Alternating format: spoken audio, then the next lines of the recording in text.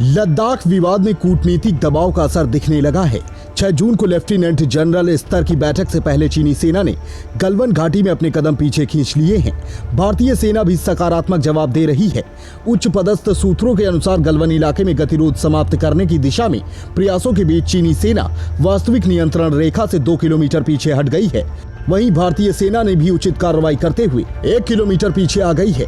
चीनी सेना ने गलवान क्षेत्र से अपने टेंट उखाड़कर भी पीछे किए हैं। पिछले महीने चीनी सेना ने LAC के पास टेंट लगा दिए थे, जिसके बाद भारतीय सैनिक भी उस इलाके में जम गए थे।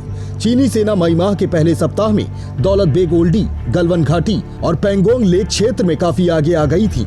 इसके बाद दोनों देशों में तनाव एकाएक बढ़ गया था। दोनों तरफ की तैयारियों को देखते हुए स्थिति बिगड़ने की आशंका जताई जा रही थी।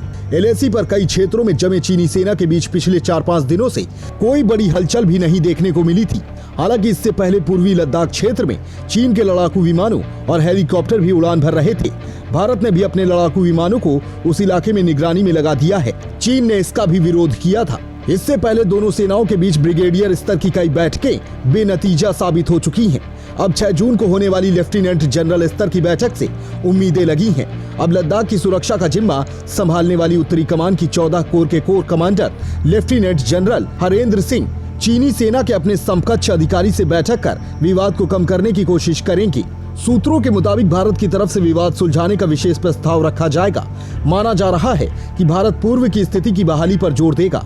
सूत्रों के अनुसार ऐसे चुनौतीपूर्ण हालात में जवानों का मनोबल बढ़ाने के लिए सेना की उत्तरी कमान प्रमुख लेफ्टिनेंट जनरल YK जोशी ने भी लद्दाख में डेरा डाल रखा है। आर्मी कमांडर बनने से पहले जनरल जोशी लद्दाख के कोर कमांडर रहे हैं। इन हालात में सेना प्रमुख जनरल MM नरवणे भी पूर्वी लद्दाख का दौरा कर ऑपरेशनल तैयारियों का जायजा लेने के साथ जवानों का हौसला बढ़ा चुके हैं। चीनी सेना लद्दाख में भारतीय सेना को मजबूत होते देख वास्तविक नियंत्रण रेखा पर विकास के प्रोजेक्टों में रोड़े अटका रही है। ऐसे में उसने गलवान घाटी, पैगोंग त्सो समेत 3 जगहों पर आक्रामक तेवर दिखाते हुए घुसपैठ की थी।